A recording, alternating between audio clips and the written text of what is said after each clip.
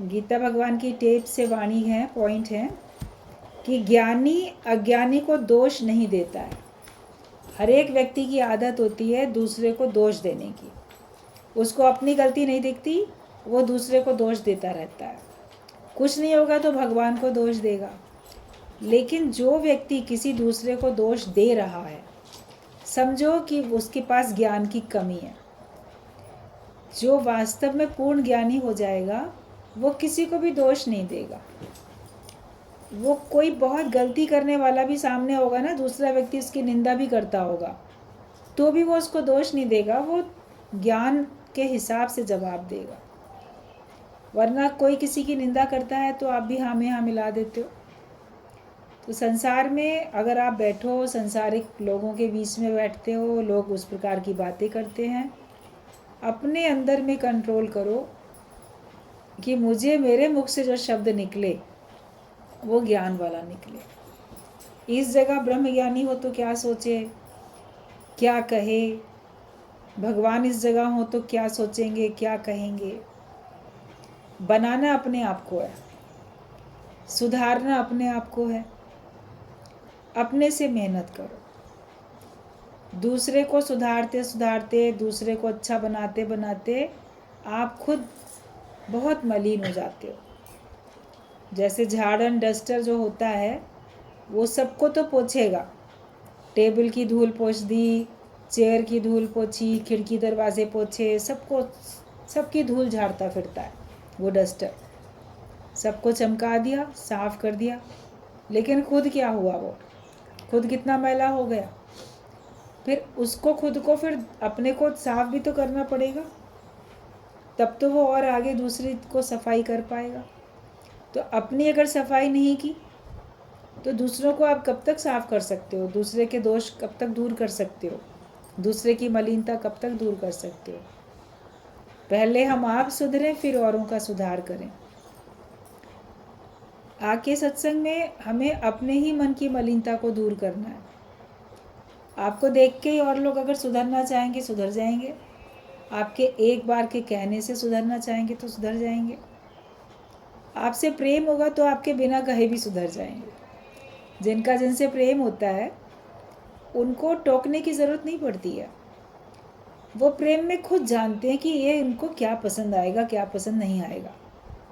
बल्कि वो क्या पसंद करते हैं इस बात की खोज खबर करते रहते हैं। जिनका जिनसे प्रेम होता है वो औरों से पूछते रहते हैं, इनको क्या पसंद है, इनको क्या पसंद है। जैसे कहीं नई किसी की शादी होती है तो लड़की ससुराल में जाती है तो वो खोज खबर करती रहती है कि इन लोगों को क्या पसंद है, पति को क्या पसंद है, सास ससुर को क्या पसंद है, परिवार में और लोग हैं उनको क्या क्या चीज़ अच्छी लगती है, वही बनाएं, वही खिलाएं और उस हिसाब से चलें। वो क्यों सोचती है ऐसा? क्योंकि उसका उस परिवार से, पति से सबसे प्रेम है। तो प्रेम में वो सोचती है कि मुझे पता चल जाए कि इनको क्या अच्छा लगता है, क्या नहीं अच्छा लगता है। जो नहीं अच्छा लगता है वो काम नहीं करती है, और जो अच्छा लगता है वही कार्य वो करती है। ज्ञानी भी जो भगवान को अच्छा लगता है वही कार्य करता है, जो भगवान को अच्छा नहीं लगता वो कार्य नहीं करता, क्योंकि उसका परमात्मा से प्रेम है। गुरु से प्रेम है तो गुरु को जो बात अच्छी लगती है वो करता है, जो बात अच्छी नहीं लगती वो नहीं करता है, अपने को बचाते चलता है। गुरु को हमारा अहंकार पसंद नहीं है, हमारा अज्ञान पसंद नहीं है। लोकारीत में जाना, माया में जाना, माया के सुखों में लिप्त हो जाना, ये सब गुरु को तो पसंद नहीं है। विकार रहित जीवन बनाओ तो प्रेम में मनुष्य बनाता है। और क्या ऐसा करूं जो वो बहुत खुश हो जाए, वो भी कार्य सोचता रहता है। फिर सर्व से आपका प्रेम हो जाता है। भगवान से प्रेम हुआ, गुरु से प्रेम हुआ, फिर गुरु ने भगवान से प्रेम करना सिखाया, फिर अपने आप से प्रेम किया, सर्व से प्रेम करना सिखाता है। फिर सभी के ही सुख सुविधा का, सभी की ही पसंद का ज्ञानी ख्याल करता है। तो वो किसी को दोष नहीं देता है। आज आप किसी को दोष दो तो वो व्यक्ति दुखी होगा और वो व्यक्ति आपसे ही नाता काट देगा। आजकल का ज़माना ऐसा है कि आप किसी को दोष दो, तुम ऐसे हो, तुम वैसे हो, तो बोलेगा ठीक है, मेरा तुमसे आज के बाद कोई मतलब नहीं, मैं जैसा हूँ मैं वैसा ही रहूँगा। तुमको अगर मेरी बात पसंद नहीं आती तो निकल जाओ यहाँ से, दूर हो जाओ, अलग हो जाओ, अपना अपना ठिकाना अलग बना लो। एक ज़रा सी बात ने आपकी जन्म भर की दोस्ती, रिश्ता, नाता कैसे ख़त्म हो जाता है। छोटी छोटी बातों में व्यक्ति नाता काट लेता है। तो हमें प्रेम पहले हो, और प्रेम में ये विचार हो कि हाँ किसको क्या चीज़ पसंद आएगी।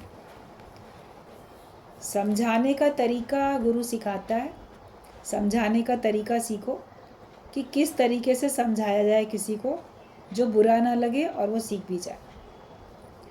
अहंकार के साथ नहीं बात करो, बहुत किसी के बॉस बन के बात नहीं करो, अपने को श्रेष्ठ जताते हुए बात नहीं करो, अगले के मित्र बन के बात करो। गीता भगवान बोलते थे कि हम तुम्हारे गुरु नहीं हैं, हम तुम्हारे मित्र हैं, हम तुम्हारे जैसे ही हैं। तभी उन्होंने इतना सबके दिल में जगह बनाई, और तभी सब ने उनको प्रेम किया, और तभी सब ने ज्ञान भी पक्का किया।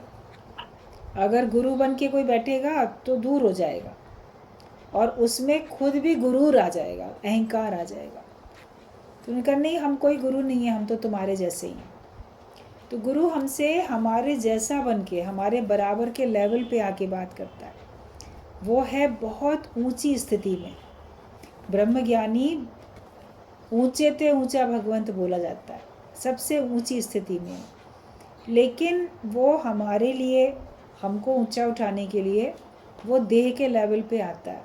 वो तो आसमान में है, जैसे ऊंचाई पे है, मगर वो धरती पे आता है, देह की धरती पे आता है, हमको देह की धरती से उठा के अपने साथ आत्मा की आकाशवत ऊंचाई में ले जाने के लिए। उसकी मेहनत होती है। जब वो हमारे लिए हमारे जैसा बन के हमसे बातचीत करता है तो मन सोचता है ये भी मेरी तरह ही है, महानता को भूल जाता है, ये भी मेरी तरह है। लेकिन जब वो ऊंचा उठाता है आपको, और अगर आपका थोड़ा भी प्रेम में आप उसकी बात मान के ऊंचे उठते हो, तो जितना जितना आप ऊंचे उठते जाते हो उतना उतना आपको गुरु की महिमा का पता चलता है, वरना कोई भी उसकी महिमा को जान नहीं सकता। ब्रह्मज्ञानी को खोजे महेश्वर बोला गया कि ब्रह्मज्ञानी आप परमेश्वर, ब्रह्मज्ञानी को खोजे महेश्वर, कि वो जैसे कि भगवान भी उसको खोजता है कि संसार में ऐसा कौन है जिसने अपने को इतना ऊंचा उठा लिया। हर एक अपने से मेहनत तो करेगा ही, मगर गुरु की मेहनत जो है उसको महसूस भी करे, और सिर्फ गुरु की मेहनत को सहयोग करने में ही आपकी अपनी मेहनत शामिल हो जाती है। अलग से क्या मेहनत कर पाओगे। जो गुरु आपके संग मेहनत करता है, जो पहुंचाता है ज्ञान, जैसा जीवन बनाना चाहता है, उसको बनाने में आप सहयोग करो तो आप भी उतने ऊंचे उठ जाओगे। अपनी बुद्धि नहीं जाएगी, ये बात मानने में मुझे क्या फ़ायदा होगा, इस बात को मानने में मुझे क्या फ़ायदा, मन ऐसे सोचता रहता है। लेकिन अपना फ़ायदा ना देखो, बोलो गुरु का मेरे से प्यार है, मेरा उसके साथ प्यार है, मुझे इसमें कोई अपना फ़ायदा नज़र नहीं आता, लेकिन उसको तो खुशी मिल रही है ना, गुरु को तो खुशी मिलती है, तो उसकी खुशी के लिए मैं कार्य कर लेता हूँ। या चलो गुरु को फ़ायदा पड़ रहा है ना, उसके लिए कार्य कर लेता हूँ। तो देखो सत्संग की उन्नति में तुम्हारी उन्नति समाई हुई है, गुरु की खुशी में तुम्हारी खुशी समाई हुई है, गुरु की उन्नति में तुम्हारी उन्नति समाई हुई है। वो अपने लिए जो भी कुछ है करता है, वो सबके हित के लिए करता है, उसी में सबका भला होता है। नाव जो है वो इस पार से उस पार ले जाती है सबको, खुद भी तो उस पार पहुंचती है, मगर अपने साथ साथ कितने लोगों को लेके जाती है। तो ब्रह्मज्ञानी खुद भी मुक्त होता है, वो अपने साथ न जाने कितने लोगों को मुक्त करते हुए जाता है। और उसका एक लक्षण पक्का पक्का ये है कि वो किसी को दोष नहीं देता है। मान लो आपके संग कुछ घटना ऐसी घटी, आपका नुकसान हो गया, कभी रास्ते में लोग हिप्नोटाइज करके आपके जेवर उतरवा लेते हैं, कभी लापरवाही से आपके गले की चेन खींच ली, पर्स खींच लिया, ट्रेन में बैठे हो आपकी अटैची उठ गई, कहीं कुछ हो गया, घर में कोई चोरी हो गई, लापरवाही से जो नौकर काम करते हैं वही कोई आपका रुपया पैसा उठा के ले गए, संबंधियों ने कोई चीज़ उठा ली, कुछ भी नुकसान हुआ, धन से संबंधित नुकसान हो या पदार्थ का नुकसान हो या आपके समय का नुकसान हो जाए या आपकी भावनाओं के साथ कोई खिलवाड़ करके चला जाए, तो कुछ भी हो जाए, उसमें ज्ञानी किसी को दोष नहीं देता। वो ये सोचता है कि मुझे खुद सुजाग सावधान रहना चाहिए था, और अगर मैं सुजाग सावधान नहीं था तो ये मेरी मिस्टेक थी, और अगर मैं सावधान था भी लेकिन जो जैसा हुआ तो वैसा होना ही था, इसलिए अब दोष मत दो। जो बीत गया उसको दोष देने से वो समय तो लौट के आएगा नहीं। किसी को भी दोष देते रहो, उसने ऐसा कर दिया, उसने वैसा कर दिया, उसने ये कह दिया, उसने ये कह दिया, उसके कारण से ऐसा हो गया, या मेरी मत मारी गई थी तो मेरी बुद्धि भ्रमित हो गई थी तो मेरे से ही ऐसी गलतियां हो गई। फिर दोष अपने को दो, अपने भाग्य को दो, भगवान को दो या किसी और को दो। जो बीत गया उसको दोष देने से आपको सिवाय दुख के और कुछ तो मिलने वाला है नहीं। ज्ञानी दोष नहीं देता लेकिन सावधान हो जाता है आगे के लिए, वो उसको अनुभव मिल जाता है आगे के लिए। तो ठीक है, जितना नुकसान होना था हो गया, लेकिन अब मुझे आगे देखना है, बीती ताई बिसार दे, आगे की सुध ले। तो ज्ञानी कभी भी किसी को दोष नहीं देता कि उसके कारण से मेरा नुकसान हुआ। किसी भी प्रकार का नुकसान वो उसमें दोष नहीं देता है। अगर हमारी आदत है दूसरे को दोष देने की या अपने को भी दोष देने की, अपने को भी दोष नहीं दो। कोई अपने को ही दोष देता रहता है, हम पछता रहे हैं ऐसा करके, हमको ऐसा तब नहीं करना चाहिए था। ठीक है, तुमको नहीं समझ में आया या किसी ने तुम्हें भ्रमित कर दिया, उसकी बातों में आ गए मान लो, तो अब तो सुजाग हो जाओ, अब अपने को भी दोष देना ख़त्म करो, अपने से भी तो आगे उन्नति करो, वरना तुम तो वहीं के वहीं खड़े रह जाओगे, तुम्हारी उन्नति होने वाली नहीं है। कल तक भी जो हुआ उससे मुझे शिक्षा लेके आज मुझे उससे ऊंचा उठना है, नए सिरे से अपने से मेहनत करनी है। एक बहुत सेठ था, बड़ा पैसे वाला, उसने सारी ज़िंदगी बहुत मेहनत करके बड़ी सी फैक्ट्री अपनी बनाई, उसमें काम करता था, काम करने वाले लोग थे, इतने पैसा अच्छा था। और ओल्ड एज तक आते आते एक बार क्या हुआ कि उसकी वो जो फैक्ट्री थी उसमें आग लग गई, पूरी जल के वो भस्म हो गई। अब लोग उसको कहने लगे, अरे बड़ा नुकसान हो गया सेठ जी, बड़ा नुकसान हो गया।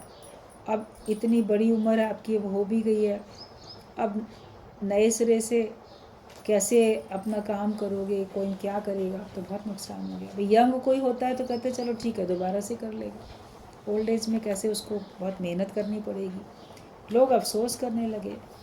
वो था ज्ञानवान, उसने कहा सब कुछ जल गया, कोई बात नहीं, मैं तो बच गया हूँ, वो मैंने ही तो बनाया था, जल गया तो कोई बात नहीं, मैं फिर से बना लूँगा, मैं फिर से मेहनत कर लूँगा। ये अलग बात है कि इतनी बड़ी जो बनी थी अब फिर नए सिरे से छोटी सी दुकान से शुरू करना पड़ेगा, जितनी पूंजी होगी उस हिसाब से शुरू करना पड़ेगा काम, लेकिन हम फिर मेहनत करेंगे, हम फिर कर लेंगे। तो हौसला जो रखता है, हिम्मत जो रखता है, तो प्रकृति परमात्मा सब उसके मददगार होते हैं। बंटवारे के समय हिंदुस्तान पाकिस्तान हुआ, पाकिस्तान से सब भगाए गए हिंदू, पंजाबी, सिख उधर के यहाँ आए, और यहाँ आके नए सिरे से तो मेहनत की सब ने, उनका जो कुछ था वो वहीं छूट गया, केवल वो खुद बच के आ गए, उनके प्राण बच गए, वो खुद बच के आ गए। कोई अपना पूरा परिवार लेके आ पाए, कोई परिवार भी नहीं ला पाए, आधा छूट गया, आधा आया, या अकेले आए, भटक गए। उस समय कितनी परेशानियां हुई थी, कभी पुरानी हिस्ट्री देखो, पढ़ो उठा के, तो पता चलेगा कितना कष्टकारी वो समय था। लेकिन आने के बाद उनकी हिम्मत ही तो थी जो उन्होंने नए सिरे से काम शुरू किया और मेहनत की, तो यहाँ पर भी सब कुछ कर लिया। अगर आप शारीरिक श्रम करते हो और कोई भी कर्म ईमानदारी के साथ आजीविका के उपार्जन के लिए करते हो, उस कर्म को, कार्य को छोटा या बड़ा नहीं समझते हो, तो आपकी उन्नति हो सकती है।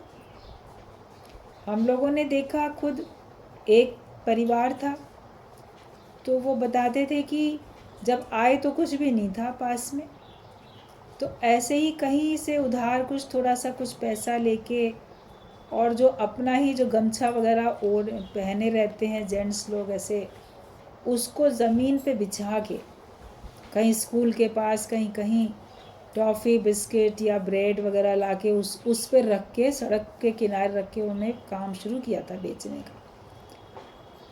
दुकानदार से लेकर आए दूर से थोक से, फिर उसमें से जो भी उनका प्रॉफिट, छोटा छोटा कितना कम प्रॉफिट रहा होगा, बोले शुरुआत ऐसे की। और जिस वक्त हमारी उनकी मुलाकात हुई थी उस परिवार से, तब उनके अपने 2-3 ट्रक चलते थे और बहुत अच्छे पैसे वाले वो लोग थे। तो उन्होंने कहा कि हमने यहाँ आके ऐसे शुरू किया कि ठीक है चलो ये काम करते हैं। फिर उससे करते करते थोड़ा कहीं पे मैकेनिक बना, कुछ सीख लिया, थोड़ी कुछ ड्राइविंग, कुछ फिर किसी के उसमें क्लीनर बन गए किसी ट्रक के साथ, ट्रक पे। ये करते करते अपने भी धीरे धीरे हो गए ट्रक। वो मालिक थे, वो चलवाते थे अपने ट्रक, कहाँ से कहाँ सामान लोड करके जाना, किराए पे लोगों को लेने पड़ते। तो मेहनत किसी ने की और जो हो गया सो हो गया, अब हम फिर कर सकते हैं। उससे उनकी कितनी उन्नति हमने देखी आंखों से, कि उन्होंने जो बताया। ऐसे अनेक हैं। तो ज्ञान में भी आप बोलो मेरा बड़ा समय चला गया, अब मैं कुछ नहीं कर सकता। यंग एज में तो मैं कर सकता था, अब इस उम्र में मैं नहीं कर सकता। लेकिन आप जब चाहो तब कर सकते हो, किसी भी एज में।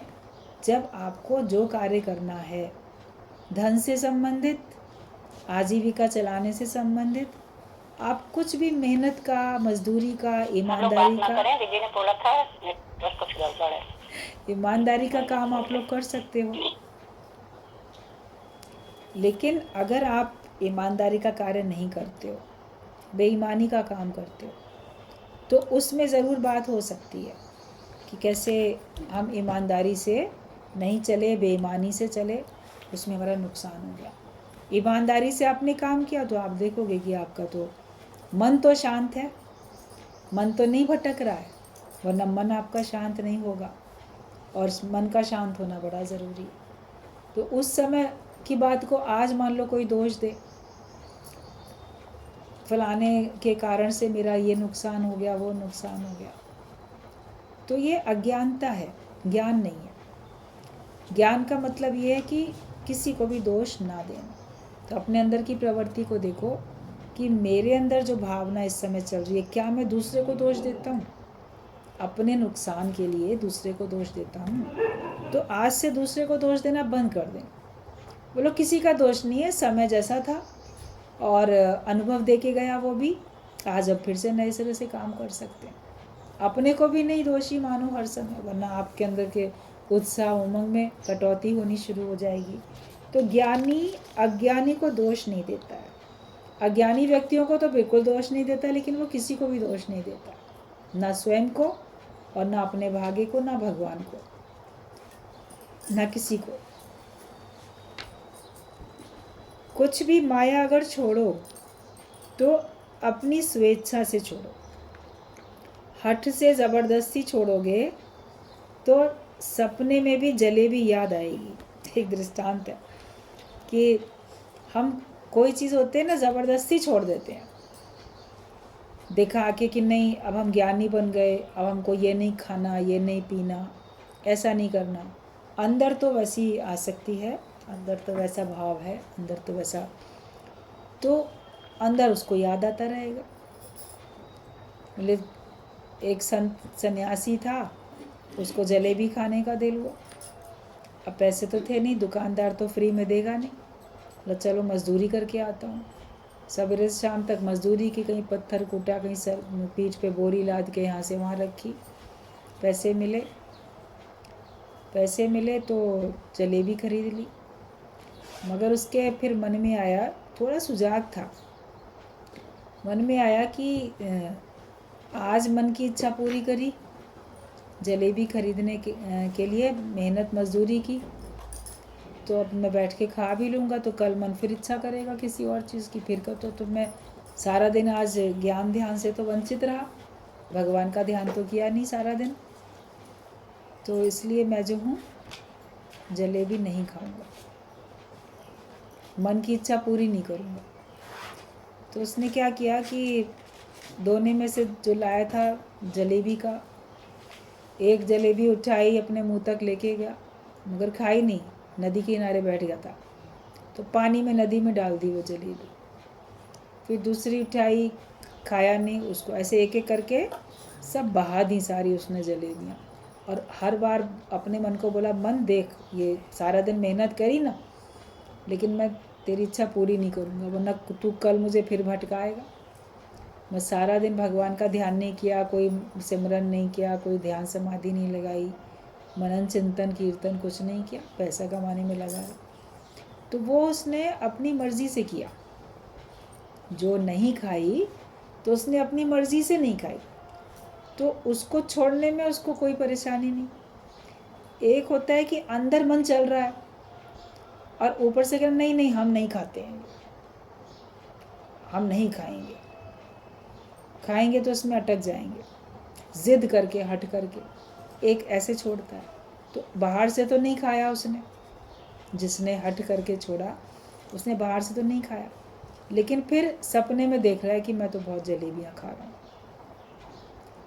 तो अतृप्त इच्छा आप सपने में पूरी कर रहे हो, फिर इच्छा तो इच्छा ही है, फिर कहीं ना कहीं फिर दोबारा से आपके अंदर में पनपेगी, फिर दोबारा आप जाओगे।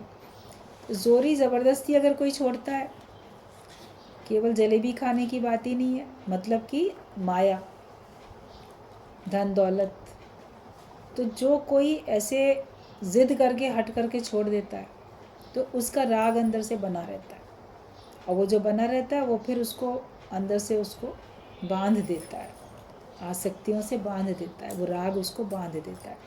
तो ज्ञानी ना राग से बंधता है ना द्वेष से बंधता है, वो किसी भी प्रकार के बंधन में नहीं आता, बंधन में रहता नहीं है। तो आगे वो अपनी यात्रा जीवन की भी अच्छी से करता है और वो आवागमन के चक्कर से भी छूटता है। लेकिन अगर हम ज़िद करते हैं, हट करते हैं, दिखावा करते हैं, तो फिर चोरी छिपे जाके खाएंगे भी कहीं जाके, सबके सामने नहीं खाओगे तो अकेले में खाओगे जाके। लेकिन ज्ञानी को किसी भी चीज़ के लिए चोरी छिपे कुछ करने की आवश्यकता नहीं है। अगर उसको खाने का मन है तो सामने भी खा लेगा, नहीं है तो नहीं भी खाएगा, मना भी कर देगा, लेकिन स्वाद में भी अटकेगा नहीं। शब्द, स्पर्श, रूप, रस, गंध, ये 5 विषय हैं। तो इन विषयों के बीच में विचरण करता हुआ भी ज्ञानी उसमें लिपायमान नहीं होता है। मतलब चारों तरफ शब्द भी लोग आपको सुना ही रहे हैं, दृश्य भी आपको दिखाई दे ही रहा है, बहुत कुछ आपको स्पर्श भी हो ही रहा है, मगर और रस भी आपको तरह तरह के मिल ही रहे हैं, गंध भी आपको मिल ही रही है, मगर उसमें हमारा मन फिर अटकेगा नहीं। अटकना ही तो बुरा है। तो जोरी ज़बरदस्ती नहीं छोड़ो। जब कभी कोई सत्संग में नया नया आता था और वो बोले कि हम ना नौकरी नहीं करेंगे, हम केवल ज्ञान का कार्य करेंगे, नौकरी ना करी, सत्संग में सुन लेते थे कि नौकरी ना करी, करी तो तनख्वाह। तो बोलते थे कि नौकरी अगर करोगे तो मत करो, करोगे तो तनख्वाह, तुम्हारे तन को खा जाएगी, तुम्हारा सारा समय चला जाएगा उसी में, और माया को और नौकरी को ही समय दोगे, जवानी पूरी उसी में दे दोगे, 60-65 साल में रिटायर होके बुढ़ापा क्या भगवान को दोगे, क्या बुढ़ापा तुम ज्ञान के कार्य में लगाओगे, गुरु को क्या बुढ़ापा अर्पण करोगे। तो जो शक्तिशाली समय था वो तो तुमने माया कमाने में दे दिया, और जब माया के काम से निकम्मे हो गए तब चलो जी अब हम हरि भजन कर लेते हैं। सभी लोग कहते हैं ना बुढ़ापे में करेंगे, लास्ट में करेंगे। तो सारा जीवन जहाँ मन को जो कुछ दिखाया, जो कुछ पक्का कराया, अंत में वही पक्का होता है। तो आप उतना कार्य तो नहीं कर सकते जितना यंग एज में कर सकते। तो कई लोगों को लगता है नहीं नहीं हम भी ना नौकरी नहीं करेंगे। तो गुरुजी ये बात बोलते थे कि देखा देखी नहीं करो या हट से ज़बरदस्ती नहीं छोड़ो कि गुरु नौकरी नहीं करता है हम भी नहीं करेंगे। तो हर एक की अपनी अपनी प्रारब्ध है, उस हिसाब से होता है। तुम्हारी प्रारब्ध जैसी है या जैसा तुम कार्य पहले निष्काम कार्य में इतने बढ़ जाओ तो तुमसे सकामी कर्म छूट जाए। और ज़िद करके मान लो हट करके आप बोल दो कि नहीं हम तो नहीं करेंगे नौकरी, ठीक है नहीं करी तुमने, मिल रही थी तब सरकारी नौकरी भी मिल रही थी, प्राइवेट भी मिल रही थी, आपने नहीं करी, नहीं नहीं हम तो ना सत्संगी हैं, हम तो ज्ञानी बनेंगे, बस ज्ञान का कार्य करेंगे, गुरु की नौकरी करेंगे और कोई नौकरी नहीं करेंगे। उस समय ज़िद करके आपने छोड़ दिया और बाद में गुरु की नौकरी करने में जब आपको पैसे का अभाव हुआ, घर वालों ने कोई आपके खर्चे के लिए पैसे देने बंद कर दिए कि सारा दिन सत्संग के लिए ये तो सत्संगी घूमता फिरता है तो खर्च करता है, क्यों हम दें इसको, और आप अपना कमाते नहीं हो, तो फिर पछताओगे बेकार मैंने नौकरी नहीं की, तब उम्र थी तब कर लेता, आज मेरे को दर दर की ठोकर खानी पड़ रही है। तो जब तुमने नहीं की, जिस समय कौन सी भावना के वशीभूत होके नहीं की, वो भावना अंत तक कायम क्यों नहीं रखते हो? बाद में दोष क्यों देते हो? अपने कोई दोष देते ना लोग कि हमने नहीं की या उसने हमको सही सलाह नहीं दी, गुरु ने हमसे ज़िद नहीं करी कि नहीं तुम नौकरी करो। और अगर मान लो गुरु ज़िद करे कि तुम करो नौकरी तो बोलेंगे गुरु ने ही हमको फंसा दिया, वरना तो हम बहुत काम कर लेते। गुरु जी बोलते थे हर महीने जो तनख्वाह के पैसे तुम्हारे हाथ में आते हैं वही तुमको बांध देते हैं। फिर अरे अब छोड़ देंगे, गुरु के कहने से मान लो की तो उससे कहने से छोड़ के देखो, तो छोड़ नहीं पाएंगे फिर कि अरे सब आप लोग के काम ही आएगा ना, निष्काम में काम आएगा, लोगों की मदद करेंगे, अर्न कर सकते हैं तो क्यों ना करें। तो आसक्ति तो वहाँ पर हो गई। तो दोष नहीं दो कि मैंने नहीं किया। या कई लोग जैसे गुरुजी को बोलते थे हम बस अपना जीवन ऐसे ही बिताएंगे, शादी नहीं करेंगे, शादी करके बंधन हो जाएगा, परिवार में फंस जाएंगे, ज्ञान का कार्य नहीं कर सकेंगे। तो भी गुरुजी तरह तरह से उन लोग को समझाते बोलते थे कि किसी की देखा देखी नहीं करो, हर एक का अपनी स्वेच्छा से दृढ़ निश्चय करके, जो तुम अंदर में निश्चय करो कि हाँ हमको नौकरी नहीं करनी, या हमको शादी नहीं करनी, या हमको लोकारीत में नहीं जाना, माया में नहीं फंसना, विकारों के अधीन नहीं होना है, जो भी आप करो तो आप अपनी दृढ़ता से करो ना, ज्ञान के हिसाब से अपना जीवन बना के करो। फिर बाद में आपको दिक्कत आएगी कि अब तो कोई पूछता नहीं, अब तो मैं अकेले रह गया हूँ, इससे अच्छा शादी कर लेता, पति या पत्नी कोई होता मेरा साथी, परिवार होता, बाल बच्चे होते तो मेरे काम आते। तो फिर पछताएंगे, ओल्ड एज में जाके पछताएंगे। तो जिस भावना के वशीभूत होकर आपने तब इनकार किया था उसको क्यों नहीं दृढ़ता से पालन करते हो? ज्ञान के कारण ही तो आपने किया, नौकरी ना करने का फैसला या शादी ना करने का फैसला। फिर जो होगा देखा जाएगा, वो हमें रखना चाहिए। और वरना सहजता से अगर आपको नौकरी है, एक बार किसी ने काम नहीं करना चाहते तो गुरुजी ने कहा था जब तुम पढ़े लिखे हो, तुम कर सकते हो, तो क्या तुमको सबके आगे भीख मांगनी है? क्यों नहीं करोगे? तो सत्संग में किसी ने पूछा था, तब उसको बहुत अच्छा पूरा सत्संग इस प्रकार का चला था, जवाब दिया गया था कि करो। तो हर एक की अपनी अपनी प्रारब्ध होती है और हर एक का अपना अपना निश्चय होता है। आपका आत्मिक निश्चय कितना है, आपका जगत कितना मिथ्या हुआ। अभी आपको सब संसार सही लग रहा है, सब कुछ, तो फिर आप उसमें जाओगे तो भी लिप्त होगे, नहीं जाओगे तो भी लिप्त होगे। अगर संसार आपको सच लगता है, जगत मिथ्या नहीं किया, तो आप जगत में नहीं जाओगे तो भी आप उसमें बंधे हुए हो, क्योंकि उसका चिंतन चल रहा है, अच्छा समझ रहे हो, अपने पे दोष या अफसोस कर रहे हो कि हम क्यों नहीं गए संसार में। और चले जाओगे तो भी लिप्त हो, नहीं जाओगे तो भी लिप्त हो। लेकिन जिसको जगत मिथ्या हो जाता है, वो चाहे कार्य करे या ना करे, वो स्वार्थ के बिना जीता है। ज्ञानी करे या ना करे, वो है स्वार्थ के बिना। वो कोई भी कर्म करे या ना करे, जगत के कार्य करे या ना करे, संसार के कार्य करे या ना करे, वो करते हुए भी निर्लेप न्यारा है, वो ना करते हुए भी निर्लेप न्यारा है। ब्रह्म ज्ञानी को ब्रह्म ज्ञानी ही पहचान सकता है, उसकी महिमा को ब्रह्म ज्ञानी ही जान सकता है। साधारण लोग या जो जहाँ तक जिस ऊंचाई तक पहुँचे हैं वहीं तक का जान पाएंगे, सबको इसको नहीं समझ पाएंगे। इसलिए दूसरों को समझने की चेष्टा नहीं करो, अपने को ब्रह्मज्ञानी बनाने का पुरुषार्थ करो। जब तुम अपने को बना लोगे तब तुमको लगेगा कि हाँ मेरी आज ऐसी स्थिति है तो ज़रूर मेरे गुरु की भी ऐसी थी स्थिति। अगर आप पूर्ण ब्रह्मज्ञानी बन जाते हो तो फिर आप कंपेयर करोगे ना, और लोगों से अपनी तुलना करोगे तो लगेगा हाँ वास्तव में ब्रह्मज्ञानी की ऐसी स्थिति होती है।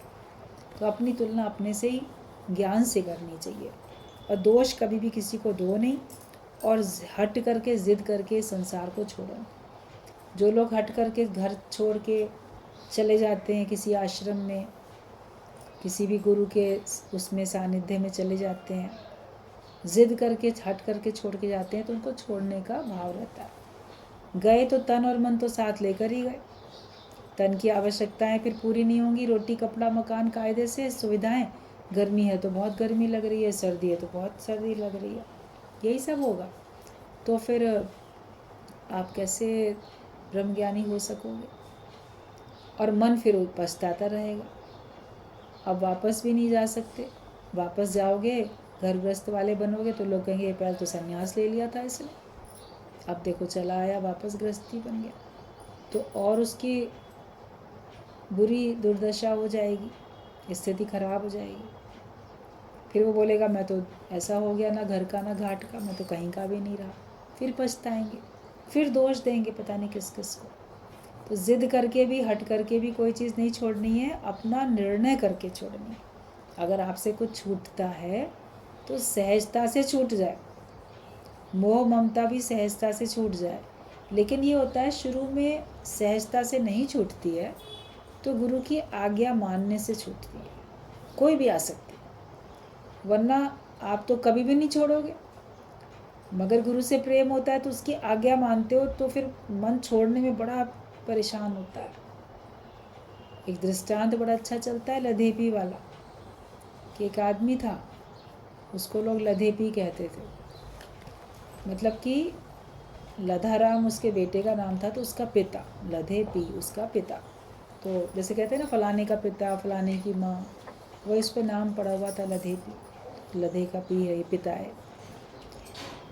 तो उसको इतनी ज़्यादा आसक्ति थी घर से, परिवार से, पैसों से, अपनी दुकान से, और वो कर्मों से, कि जो काम मैं करता हूँ उन कर्मों से मैं ही सही करता हूँ। बच्चे बड़े भी हो गए, बोले पिताजी दुकान को थोड़ा ठीक कर लें, रेनोवेट कर लें, पुराने तरीके की है, ग्राहक भी कम आते हैं, अच्छा सा शोरूम बना लें, ऐसा कर लें। नहीं नहीं ऐसा ही ठीक है, तुम नहीं समझते हो, फालतू का पैसा खर्च होएगा। कंजूस भी बहुत था, हर समय माया में ही उसका मन रहता था। तो उसको पास में थी नदी, तो जैसे होता है ना कि नदी से नहा के आ जाएंगे जल्दी से दौड़ के, तो घर से सवेरे निकलता था और जाके उसके शहर में जो नदी बहती थी दौड़ दौड़ के जाए, रास्ते से ही अपने शर्ट वगैरह कुर्ता उतारते हुए चलता था कि टाइम बर्बाद ना हो। और वहाँ जाते ही बस जल्दी से डुबकी लगाई एक दो और वापस दौड़ते दौड़ते आया कि दुकान जल्दी खोलनी है, ग्राहक ना लौट जाएं। तो एक संत वहीं कुटिया बना के रहता था, वो देखता था दौड़ा दौड़ता आता है, दौड़ा दौड़ा जाता है, बात भी कुछ करो तो फुर्सत नहीं है। पता लगाया कि ये तो बहुत लिप्त है माया में। तो कभी कभी संत भी किसी के ऊपर ना चाहता, वो व्यक्ति नहीं चाहता, लेकिन तो भी अपनी कृपा कर ही देते हैं। तो संत ने सोचा इसको कैसे युक्ति से घर की आसक्ति से हटाया जाए। तो एक बार जब वो जाए नहाने, तो संत भी उस समय चला जाए नहाने के लिए जाता था। तो एक बार संत ने क्या किया, जो उसका संत का लोटा था जिससे वो नहाए या उसमें जल लेके सूर्य को जल दिया करता था नहाने के बाद, तो नदी किनारे से थोड़ा सा दूरी पे रख दिया, सामने ही दिख रहा था। तो उसको कहता है, जब वो नहा के बाहर निकला, कहता है बेटा ज़रा मेरा ये लोटा उठा दो। अब संत कह रहा है तो उठाना भी पड़ेगा, तो उसको बड़ा मन में ख़राब लगा। 1 मिनट का समय भी मेरा जाएगा, पहले लोटा उठाऊंगा, फिर उसको दूंगा, फिर वापस जाऊंगा, इतना मेरा समय जाएगा। तो उसने दे दिया और फिर सोचता हुआ गया कि देखो मेरा समय चला गया।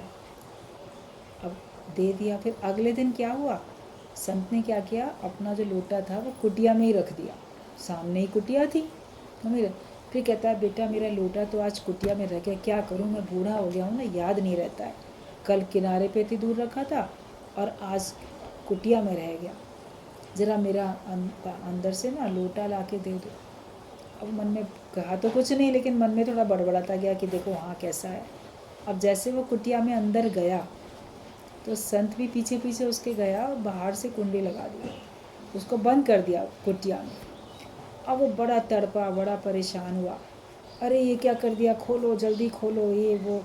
बोला नहीं, अब तो मैं बिल्कुल नहीं खोलूँगा, तुम रोज़ दौड़े दौड़े जाते हो और बात भी नहीं सुनते हो, बात बताओ। पूरी बात बताई, मेरे बिना तो घर नहीं चलेगा, मेरे बिना दुकान नहीं चलेगी, सब लुट जाएगा, जल्दी जाता हूँ, दुकान जल्दी खोलता हूँ। दुकान में नौकर भी नहीं रखता था, झाड़ू भी खुद लगानी होती थी उसको, तो कंजूस इतना था, जल्दी जाएगा तो सब साफ सफाई करके खोल के बैठे। तो उसने कहा नहीं, तुम जो हो तुम्हारे बिना सब ठीक चलेगा, क्यों ये सोचते हो कि तुम ही करोगे तब होगा, बच्चे बड़े हो गए हैं, बच्चों पे सौंपो। शिक्षा दे रहा है संत, उसको बड़ा परेशानी हो रही है कि जल्दी खोले, लेकिन संत ने कहा नहीं, अब मैं खोलूँगा नहीं तुम्हें बिल्कुल, जब तक कि तुम अपने को स्थिर नहीं करोगे, जब तक ये बात समझ नहीं जाओगे कि तुम्हारे बिना सब ठीक चलेगा, तब तक नहीं खोलूँगा। तो वो कहता है अरे नहीं, मैं नहीं जाऊँगा तो ऐसा होगा वैसा होगा। बोला मैं तुम्हारे घर में जाके कह आता हूँ, कुर्ता दे दो अपना। उसका कुर्ता तो था ही ना हाथ में उसके, उसने तो जल्दी जल्दी उतारा ही था, अब रास्ते से पहनते हुए जाता था दूसरा। तो संत का ने उसका कुर्ता ले लिया, तो बाहर ही पड़ा हुआ था, और कहा कि मैं तुम्हारा कुर्ता दिखा के बता दूंगा जो मुझे कहना होगा। चला गया उसका एड्रेस पूछ के संत, उसको बाहर से बंद ही करके। वहाँ बोल के आया कि वो जो तुम्हारे घर का था ना, वो जो बाबा नदी में नहाने गया था, आज बह गया नदी में, मेरे सामने बह गया, और ये देखो उसका ये कुर्ता है पड़ा रह गया बाहर। अब लोग आए, ढूंढे, बह गया। अब सचमुच में बहा हो तो उसकी कोई डेड बॉडी भी मिले, वो भी नहीं मिली। रो पीट के अरे बह गया बेचारा, मर गया। तो उन लोगों ने उसका, अब शरीर नहीं मिलता है तो भी तो सब क्रियाकर्म कर ही देते हैं ना, उसके नाम का 10वां 13वीं सब कर दिया, और इसको उसने जाने नहीं दिया, 1 महीने तक नहीं जाने दिया। उस 1 महीने में उन्होंने देखा तो धीरे धीरे सब एडजस्ट हो गए। लड़कों ने दुकान भी अपने हिसाब से बना ली कि अब तो हमारे उसमें आ गई, पिता गया दुनिया से, अच्छी सी शोरूम बना लिया, ठीक कर लिया। पिता ने जितनी गड़बड़ियाँ करके रखी थी, पुराना माल निकालता नहीं था, ये वो जो भी था बहुत अच्छा कर लिया, घर भी सब कुछ अच्छा सा सब हो गया। 1 महीने तक संत के संग में ही रहा वो। संत रोज़ उसको शिक्षा दे, ज्ञान सुनाए, और कहा देखो अब उसने भी जान लिया ये मुझे छोड़ेगा ही नहीं, और संत का प्रभाव, उसको भी ज्ञान समझ में आया। फिर 1 महीने बाद उसने कहा कि अब जो है तुम जाके पहले देखो तुम्हारा घर ठीक चल रहा है कि नहीं, तुम्हारी दुकान ठीक चल रही है कि नहीं, लेकिन थोड़ा अपने को ना ऐसे चादर वादर से ढक के ओढ़ के जाना, क्योंकि तुम्हारी तो मृत्यु मैंने बोल रखी है, तो कहीं तुमको भूत न समझ लें। गया तो पहले दुकान में गया, चमचमा रही थी दुकान, खूब ग्राहक थे, लड़के अच्छे से बिजनेस कर रहे थे। बोला अरे इतना अच्छा हो गया, जो कहते थे लड़के सही कहते थे, और अब तो वाकई बहुत ही अच्छा हो रहा है, इतने ग्राहक सब दुकान में भरे पड़े, मेरे सामने तो कोई इतना आता भी नहीं था। घर में गया तो घर में गया, घर भी सब अच्छा सा दिख रहा है, और जैसे मासिक श्राद्ध होते हैं तो 1 महीना बीता था, तो उसके उस दिन घर में मासिक श्राद्ध भी किया गया था। उसके नाम का। तो सब हलवा पूरी क्या क्या सब पकवान बने। तो जो उसकी पत्नी थी वो अपने पोते से कहती है, बेटा खा ले अच्छे से, तेरा बाबा था तो कुछ अच्छे से खाने ही नहीं देता था, इतना कंजूस था, चल तू इसी बहाने खा ले। अब वो सुनता, उसको बड़ा गुस्सा आता है कि देखो मैं चला गया तो भी ऐसे कह रहे कंजूस था और खा ले। तो वापस लौट के आया, कहता है संत जी आपने ठीक कहा था कि तुम्हारे बिना सब कुछ ठीक ठीक चलेगा, वाकई मेरे बिना सब ठीक चल रहा है। तो मैंने कि अब जो तुम्हारा हड़बड़ापन था वो तो ख़त्म हो गया, अब बताओ क्या करना है, जाओ घर अपने। कहता है कि अब तो आप ही की शरण में रह के और मुझे ज्ञान ही पक्का करना है। वो लोग तो सब मेरे बिना अच्छे से चल ही रहे हैं। तो दृष्टांत तो गुरु जी यहीं तक ही बताते थे, लेकिन ये है कि जैसे मान लो संत के पास रह भी जाए, या संत अपने संग मान लो 1 महीने बाद उसको ले जाके घर में दे भी दे, क्योंकि डेड बॉडी तो मिली नहीं, वो तो होता है कहीं का कहीं बह गया, वहाँ से फिर जीवित रह गया, धीरे धीरे करके अब चला आया, घर आने में महीना भर लग गया सबको, मान लो उसको जीवित को भी लोग स्वीकार कर ही लेंगे। तो संत तो सच्चे जो होते हुए कहते हैं चाहे तुम हमारे पास रहो या वापस अपने घर में रहो जाके, लेकिन अब घर में उस तरह से रहो जैसे तुम नहीं रह रहे हो। तुम्हारे बिना भी चल रहा था तो भले तुम घर में रहो, लेकिन अब इतना इंटरफेयर करके मत रहो, और भगवान के बन के रहो, गुरु के बन के रहो, तो तुम्हें घर में रहने में भी कोई दिक्कत नहीं है। तो अंदर का कर्तापना समाप्त करता है। तो पहले तो मन नहीं मानता है, ज़बरदस्ती उसको बंद किया गया ना। तो गुरुजी भी बोलते थे कि तुम्हारे को पहले ज़बरदस्ती भी तुमसे गुरु माया छुड़ाता है, कर्तापना छुड़ाता है, तुम्हारा अहंकार तुमको से ज़बरदस्ती भी छुड़ाता है। मन छोड़ना तो चाहता नहीं है, लेकिन तब छुड़ाता भी है, ज़बरदस्ती छुड़ाता है।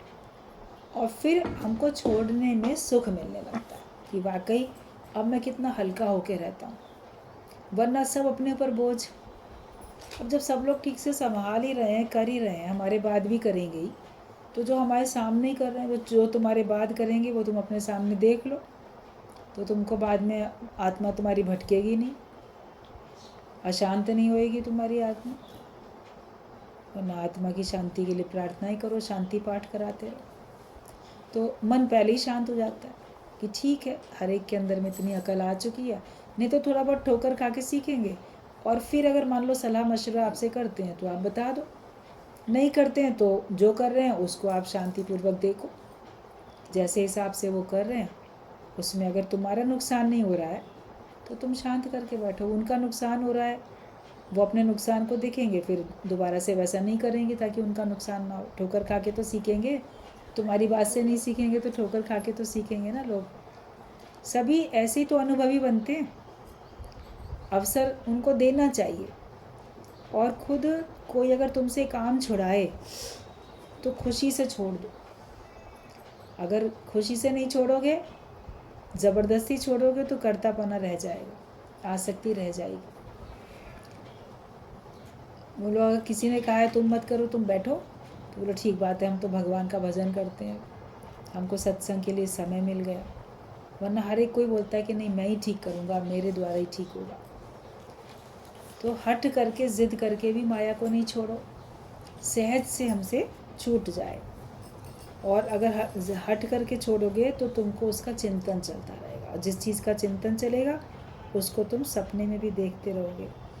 आत्माकार आत्मा ही देखेगा, वो किसी को दोष नहीं देगा और ना ही विक्षेपता में आएगा। अगर आप आत्माकार हो तो आप सब जगह आत्मा ही करके देखोगे, किसी को कभी दोष नहीं दोगे और ना ही विक्षेपता में आओगे। आप किसी को दोष देते हो या खुद ही विक्षेपता में आते रहते हो, मन खराब होता रहता है।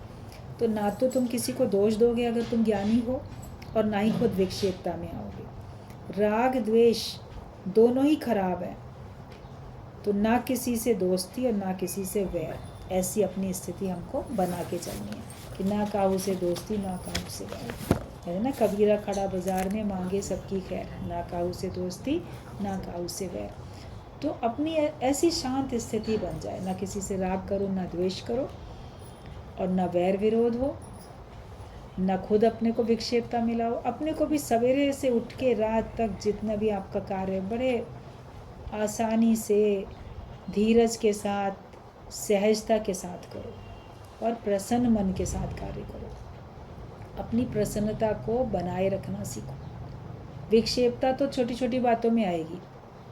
अंदर ही जख्म है तो छोटी छोटी बातों में आपको विक्षेपता आती रहेगी। अंदर ही जीव भाव है तो विक्षेपता आती रहेगी। ज्ञानवान होने का अपना हमें प्रयास करना और गुरु की मेहनत है ही। आपका जो भी आप पुरुषार्थ करोगे उसमें सफलता तो मिलनी ही मिलनी है फिर। ठीक है,